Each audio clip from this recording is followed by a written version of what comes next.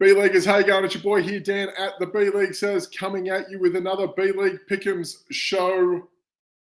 I am coming at you live, not live. I'm recording on a Wednesday. I'm here or thereabouts, and we are going to be talking about the NFL slate for Week 15. I know a lot of you guys are just sitting there and waiting for a lot of things. Obviously, you've got your fantasy football playoffs, and I know a lot of people aren't hyper-focused on this week's slate, obviously, because it's betting. You want to get your fantasy playoffs. And I know you guys have done very, very well this year because you've been tuning into everything on the Going for2 Network has. You've been sitting there taking all the information in. You've got the Starts and Sit show, which you guys have had a lot of success with Kyle, Topher, and Jamie every Sunday. You've been hitting your DFS, your stacks with, obviously, Tim Gerson and Jeff. You're getting your Dynasty advice with Ryan and Jeff as well. You guys have been punching that information out all year long and doing well. So I'm not surprised that when it comes to Week 15 and you guys are in the playoffs, you sit there going, Dan, we don't really want to sit there and listen to you in regards to your pick and props. But you know what? Let's put a pin in that idea because there's money to be made from players to be had. And I say this all the time, like whether it comes to best ball or pick and props.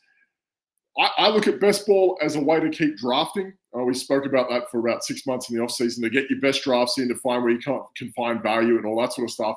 I look at prop bets as a way to further advance my either dynasty or redraft teams in regards to being able to pick the best lineup possible and not be stuck in this idea of, well, I've been using this guy all year. No, this is where I want to have those big weeks, find an edge, and go from there. Props give you the line that Vegas is giving and saying, this guy's probably going to do this. Where can we find that edge? Hey, you know what? If I've got, we'll talk about him later, TJ Hockenson at 40 yards, that's what Vegas is giving, and we're going to talk about him a little bit later. You know what? If I'm starting him this week, that's what they think he's going to come up with. Okay, maybe that's not the guy that I want to run with this week, but we can go from there. We can look at other players and go, well, you know what? Kirk Cousins, we're going to talk about him, averaging around 260. They're giving him 230 against Vegas, and Vegas, their year's done. So you can look at a bit of a discrepancy. Maybe there's a few more yards to be had by playing him or not. Turnovers here or there, receptions here or there, rush attempts here or there, touchdowns here or there. So we can use prop betting as a way to leverage the best decisions we can make for our playoffs going forward. That's how I'm going to rationalize it. I hope that helps you guys in that regard. If not, don't really care. We're going to go from here anyway. So what we're going to look at in regards to props, obviously we're doing our props via Underdog Fantasy or Underdog.com. Promo code GF2 for 100% matching deposit up to 250 big ones on your initial outlay. Obviously, deposit matches can change depending on the season. Have a look at Underdog. They have got things pumping out all the time. As always, you can go through there or find us on our Discord. We've got more information over there. The Going for2 Live Discord. It's fantastic. It's free. It's the best one out there. Start, sit advice, dynasty advice, waiver wire advice, IDP advice. We actually have Steve out there punching out great work across the board. One of the best rankers in the country out on Fantasy Pros at the moment. He's been killing it this year. And obviously, Jamie's got the IDP as well. He knows what he's doing. So we have all sorts of advice, betting advice on here for you as well. We can go forward with that. We're going to look at the whole week slates. Now, obviously, this is coming at you tonight. So it's 9:30 p.m. It's not. You can see behind me, a little dreary outside. It's about 3 o'clock in the afternoon. We don't need to talk about that. But, you know, we're going to go over that. Now, again, obviously with Thursday night football through to Sunday and Monday night's games, lines can change. Use your best advice. If it's a couple yards here or there and you feel good about it, you can go with it. If you don't, you don't. We can figure it out from there. 4 minutes, Dan. You've been going for 4 minutes without talking about a prop. This is just blasphemy. Normally, we've got the show wrapped up in 5.5.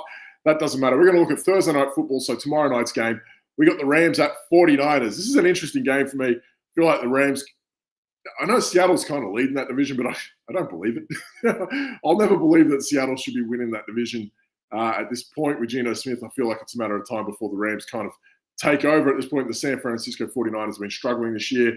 Arizona, they're starting to choke as well. So I feel like this one's there for the taking for the Rams. But a big game this week. You know, if they can beat the Bills at home, they can go down the road and probably beat the 49ers too at this point. So let's have a look at what we got here. We're going to look at Brock Purdy props. We're going to look at higher than 243.5 passing yards. Look, sounds weird to say, but Purdy has only really had one full start in 3 years versus the Rams. So, you know, that was also this year. So week 3, I think it was. So, you know, he's only had one game against them, really. One full start. Obviously, I think it was the game he took over from Trey Lance as well last season. when he got hurt, I think, when he kind of began the year, but he didn't. It might have been the year before. It doesn't really matter. It was in around that time. He bopped them for 293 and 3 touchdowns, and he had 41 yards rushing on the ground as well. He had a massive game, Brock Purdy. It was a pretty decent effort considering it was also on the road. Add to it, the team around him was almost in a similar position. Like we can say, he's lost this, and that. No, not really. When he played them earlier in the year, the team was virtually the same. When you have a look, there was no Brandon Ayuk, there was no Christian McCaffrey. Again, fairly standard at this point of the year because none of that's going to change. The only difference really maybe is Trent Williams, but I think he might have been out for that game as well at that point. But for the most part, Purdy's had a great year, top 12 in yards while playing one fewer game than everyone else. He missed that one game. They had Brandon Allen fill in. He's had over 3,000 yards, 10th overall for passing yards per game at 252 on average. Where he struggled is passing touchdowns. He's only 15 for the year, which is mid at best, and 20% of those came versus the Rams. So if you want to hang your hat on something, he's going to do all right against the Rams because he has. That's fine. He's at home. I feel like the anomaly is what he did with three strikes. The yards, it wasn't a coincidence. The Rams have given up the 8th most passing yards this year, 243 on average, and the 3rd most passing touchdowns so far this year. It's a good matchup for Purdy this week. Pick number 2, we're going to go Kyren Williams. Look, we're going to go lower than 68.5 rushing yards. Look, if anyone's been playing along, you'll know that Dan and betting on running backs on the short weeks equals mass failure. Doesn't matter if I'm betting on them or against them. So fuck it. One more time until I get it right. We're going to go against Kyren Williams this week, which is weird because Dan betting on a Kyren Williams touchdown is 0 for 2 this year. And I think he's only missed 2 times. So whatever. I'm not going to jinx him on that one. We're going to stay right away from that. So look, the last time these guys met, speaking of Purdy, and we're going to talk about someone else in a minute, Williams killed the 49ers. It was around about 90 rushing yards, but he crossed for 2 rushing touchdowns and 1 receiving touchdown.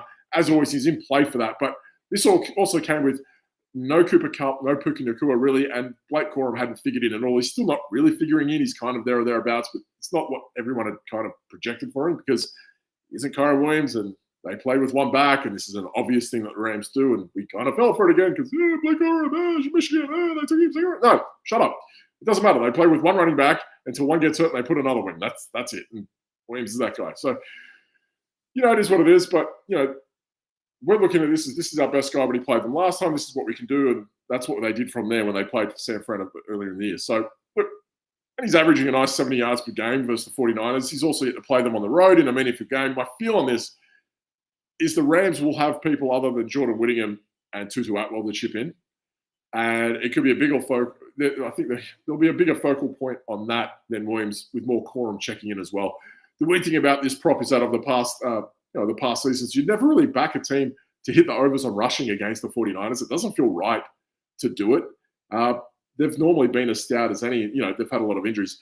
But despite the snow game this year, they played Buffalo. All they did was run on them. And the Packers the week before, they've been increasingly sus this year, stopping the ground game. They did keep DeAndre Swift and the Bears down below 40. That's a decent launch pad for them to make a run at a wild card playoff spot. I don't think they're going to top the division, but they can still make a run at the playoffs anyway with the wild card spot. Those spots in the wild card, they're up for grabs in the NFC. Against the divisional foe, I'm going to evade. I'm going to avoid or fade. I want to say evade and avoid at the same time. That's not going to work, is it? Either way. Pick number 3 on Thursday Night Football. Rams at 49ers. We're going to go Juann Jennings higher than 68.5 receiving yards and higher than half a touchdown with a 1.2x bonus. Look, risky play going for a double swing with Jennings, who is every week he could be their 1st or 4th option. Let's face it. That's what that's been, depending on who was out there. But the truth is, this comes down to dependence. Now, you can depend on Christian McCaffrey in the backfield. You can't depend on McCaffrey in the background. You can't depend on Oil going down the field. You can't depend on Deebo Samuel to make game-changing plays. It's not really been there for him this year. There's really 2 guys this year that you can depend on for the 49ers, and that's been George Kittle and Juann Jennings. Look, 20 targets in his last 3 and around 62 on average for yards per game. He settled into their de facto number 1 receiver this year, I think, because Ayuk's kind of been there or thereabouts. Look, he's had recent success versus the Rams in the same game that Kyren Williams did. And Brock Purdy, we're talking about the 3 guys that blew up in that game earlier in the year. He punched 10 receptions for 175 yards and 3 touchdowns. Remember that game? That was like in week 3. Juann Jennings went friggin' bonkers. Yeah, well, he's playing them again. And I don't know if much is going to change for him in that regard. So it wasn't the first time he's done well against the Rams either. Like, if you want to say, it was a fluke, it really wasn't. Like, you ever look at as a rookie, he punched 94 and 2 on them as a rookie and 51 a year ago as well. So in three games against the Rams, he's had, 200, nearly 300 yards on him in 3 games. So I don't think it's that much of a fluke that Juann Jennings is doing well against the Rams. He seems to be a bit of a matchup problem for them. And he's had a lot of success in that regard. So I feel like he's going to go all right in that regard. 5 touchdowns on him in 3 games. Like, what are we doing here? Why are we trying to overcomplicate this? This should be the way to go. We're going to go to the Sunday games. We're going to wet the throat a little bit because, let's face it, me talking longer than 10 minutes is a problem. Sorry for the ASMR soundbite, but if you're into that sort of thing, you're welcome. Either way, we're going to look at these Sunday games. We're going to go Tony Pollard. Look, interesting game for him. He's at home versus Cincinnati. We're going to go lower than 14.5 rush attempts. We'll talk about a guy who was stupid dependent on game script. Pollard, he's a guy when the chips are down. He's the first guy that they go away from. I know that sounds weird to say, but if you have a look at his game logs, it's kind of interesting. They abandoned him. So let's have a look. If it's competitive, he'll punch over 20 rush attempts, no worries. If they're down early, like you look at what happened against Washington, gone. Minnesota, Chargers, gone. The rushing goes out the window. You can follow his trends over the past 6 weeks. It goes 28, 8, 24, 9, 9, 28. Like, it's kind of wild how. And I know a lot of that has to do with, like, Tajay Spears either being there or not being there. That's irrelevant at this point. This is just what they do. When they want to abandon the run and they start chucking it about, they do that pretty quickly. I'm just making sure that his attempts hasn't changed too much. Nope, still hasn't. It's still in there with 64.5 yards rushing as well, which I'm not overly keen on too. Now we have Cincy of what they've had the habit of blowing teams away and blowing them up early, and they end up choking late. And that's a problem, right? So if you wanted to look at Pollard receiving props, it's something you want to have a look at. Although with Spears coming in, it's starting to lighten down a little bit. I'd put my money on the Bengals wanting to get in and get out of this one as quickly because, they aren't eliminated from the playoffs yet. And this is a game that if they win, and another team in and around, say someone like Miami, start to choke a little bit. They play Houston. We're going to talk about them in a little bit. They're not that far off. Like, they're off. They have to go on a run, but they need results to go their way. They're not going to want this game to stick around as much as they want. And if you look at it, if they blow this game up quickly and you see what they did against Dallas the other night, I think they could. And Pollard's the guy that's probably going to suffer the most. So 14.5 rush attempts, I'm not interested in it. I'm taking the lower on that. I'm taking the lower on his line at 64.5 as well. I think that's out the window. Pick number 2, DeVon Achane, lower than 54.5 rushing yards at Houston. Look, Achane in his last 5 games has been riding the wave of whatever the fuck McDaniel's been doing in Miami. Like, he's just I know we joke about him. Oh, he's in Miami. He looks a little loose. You see the changes. No, this guy's he's got the erratic nature of a cokehead. One day it's like we're going to pound the rock, and then mid-game, no, we're going to chuck it 30 times. I know enough of these people. I've been these people. These are the guys that kind of do my head in. And it's just one of those things where, like, I can't handle it anymore. I hate betting against Achane because he's so freaking good. But this is I can't go up against whatever McDaniel's cooking up. It's not going to happen. Achane on the ground has been, the one to take hits sometimes. 4 of his last 5 games, he hasn't gone over 38 yards on the ground and has gone over 54.5 only 5 times this year.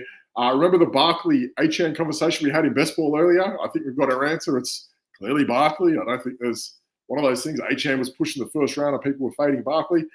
Here we are, week 15, and this couldn't have been an easier conversation to have in a few months' time. Wild. Look, he's super talented. He can break one off, and that shift in usage from targets to attempts is there as well. I've often compared him to Austin Eckler. 10 targets, 10 attempts, 8 targets. I think that's where he sits good. More than that, I don't think that's where you want him. You need a rotation around him as well. We've seen Waddle, Hill, Smith infused more, and I see the Dolphins will probably look to go through the air versus Houston. I can see him doing that and doing his damage that way as well. I'm not really worried about the rush yards in that regard. Houston, they don't give up too many touchdowns on the ground, and they've been a tough nut to crack. They've also allowed 6 fewest rushing yards per game as well. Tough matchup. Check his receiving stats in a few days when they drop a bit more. Pick number 3, we're going to talk about Courtland Sutton. We're going to go higher than 70.5 receiving yards versus Indianapolis. Sutton is just about on track to finally topple his second season that he had when he came into the NFL. Obviously, that second year, I think he had like 1,100 yards, and everyone was like, he's the guy. He did really nothing, and that might have been a quarterback thing. It was like Drew Lock and a couple other guys. It didn't really fit. He's there. He's pretty much there at this point. So in week 15, he surpassed 100 targets, and he's on track to beat 1,000 yards for the first time since 2019. He's doing this off at around 4.5 receptions a game. So that's not massive volume, but a lot of big plays, despite having a 25% target rate. So they're not throwing it a whole lot. And he's not getting a lot of receptions, but he's going for a few. So he's good in that regard. The Colts started shocking this year. They were terrible to watch. Like, their secondary was just getting smashed by everyone.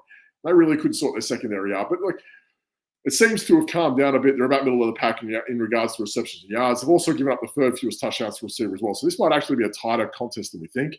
I'm rolling with the volume that he's getting. He's 65 yards per game on average, being in the ballpark.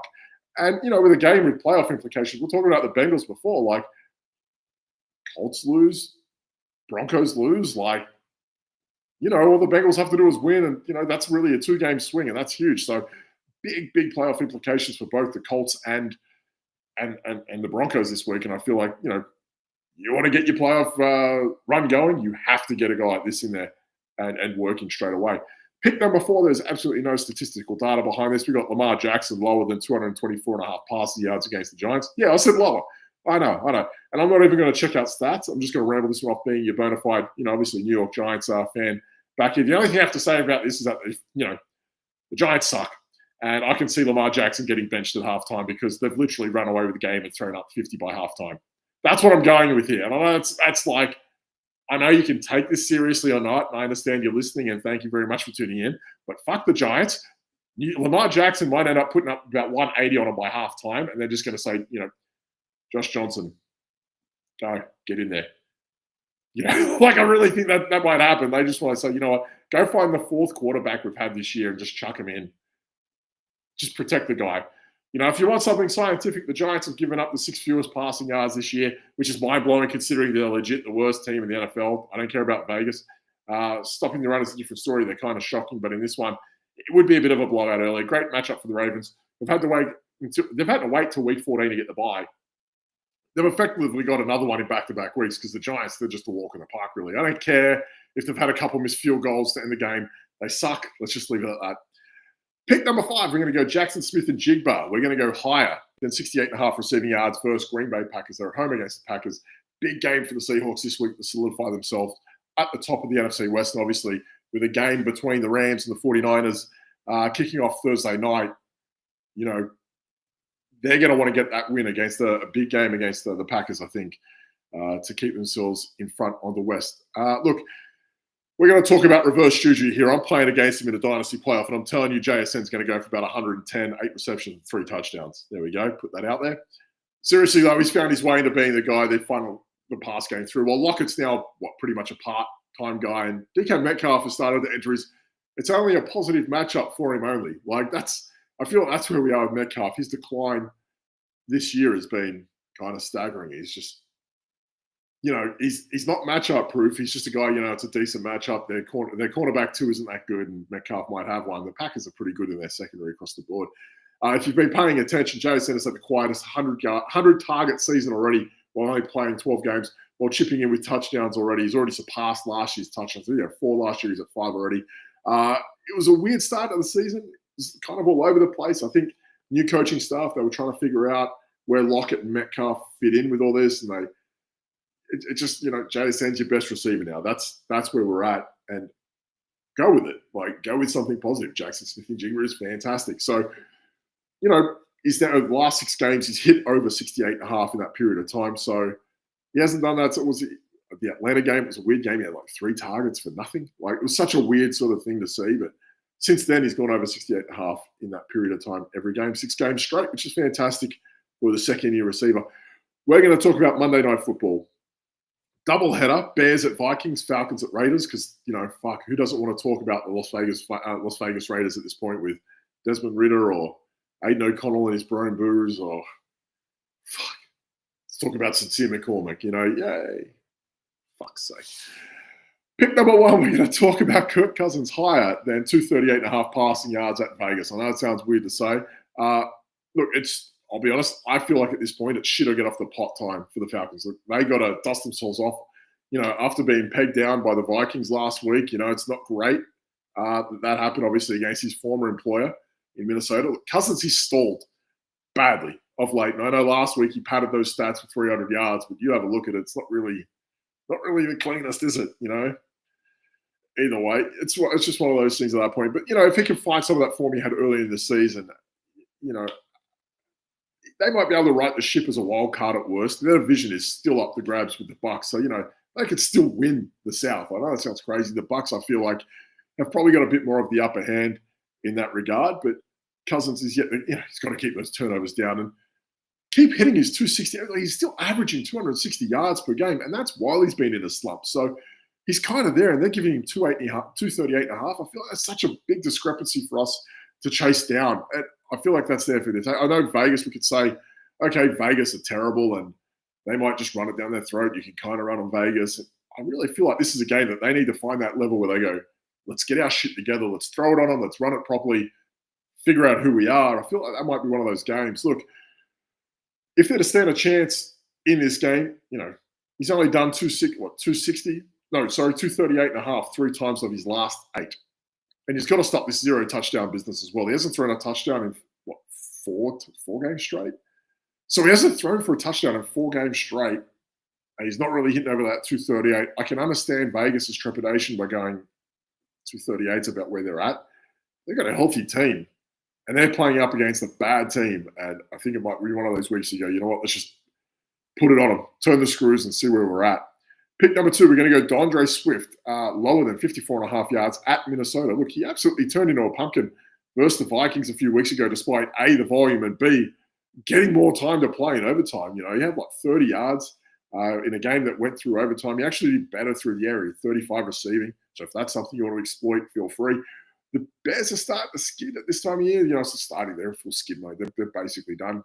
Coaching turnovers, player injuries, all that sort of stuff. But now you get a team playoff bound in the Vikings, whose run D is one of the best in the year under Brian Flores. One of 4 teams yet to give up over 1,000 rushing yards. Well, that's kind of wild to me. I feel like it's just another bad matchup for him to kind of be running into a brick wall for. I don't see it happening for him in that regard. I mentioned him earlier, pick number 3. We're going to go TJ Hockenson. We're going to go higher than 40 and a half receiving yards versus Chicago. Why wouldn't he? If there was ever a time for him to get going again, it's this week. Where their playoff, their contention's right there, and they can kind of half catch Detroit. They got a tough game against Buffalo. I feel like they're at home against Buffalo this week. Buffalo lose, Vikings win. They're really right back in there for the top of that division. They might get a week off here or there, depending on what Philly do. So, because, Philly can't get out of their own way. They're starting to complain about themselves again. I'm not going on a Philly rant because they've had such a great year, but Jesus Christ, you're smashing the league, and now you're going to turn on your quarterback while you're winning? What the fuck is wrong with you lot? Unbelievable. Why would you do it? Why would you do this? You did that to yourselves last year with 5 games straight losing or what? So fucking stupid. Philly. So dumb. Either way, anyway, let's get back to TJ Hockenson. Look, the work is there for him. He's had 20 targets in his last 3. He punched 7 for 115 3 weeks ago against the same team in the Bears. It's there for him to have that big week as well. The Bears have given up the 6 most yards to tight ends for the year. Hockenson alone is he's put 15% of those yards. So 15% of the yards the Bears have given up to tight ends this year has come from TJ Hockenson, who's really started to, I guess, find a bit more of a run in him since coming back from that really incredible knee injury he had a year ago. Well, how about that? We've got through all of that in 23 and a half minutes. Wow, Dan, you're such a team player. I'm like the Juan Soto of going for 2. I should be getting that bag. Either way, we're going to talk about these picks. But before I do, as always, Going4 2 Live, get to our Discord. It's fantastic. It's free. Get all your information that you can, starting from obviously Friday night with more DFS play with Jeff, Gerson, and Tim. Obviously, we got the Sunday Starts and Sit show as well. Kyle, Topher, and Jamie, fantastic guys. They'll help you out, obviously, with your playoff push as well. You can listen to this podcast or stream it again if you want. Leave a like and review for your boy.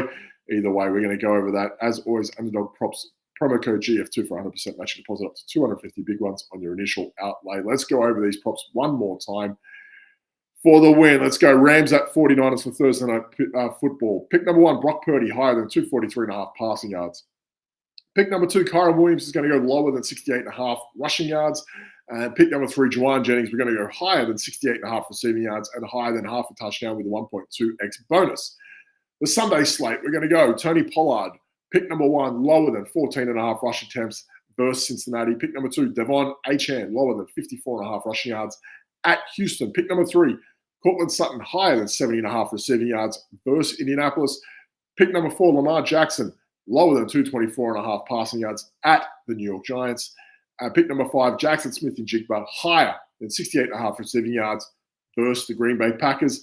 let's tune it over to the Monday Night Football slate. We've got a doubleheader. Again, Bears at Vikings and Falcons at Raiders. Pick number 1, Kirk Cousins higher than 238.5 passing yards at Vegas.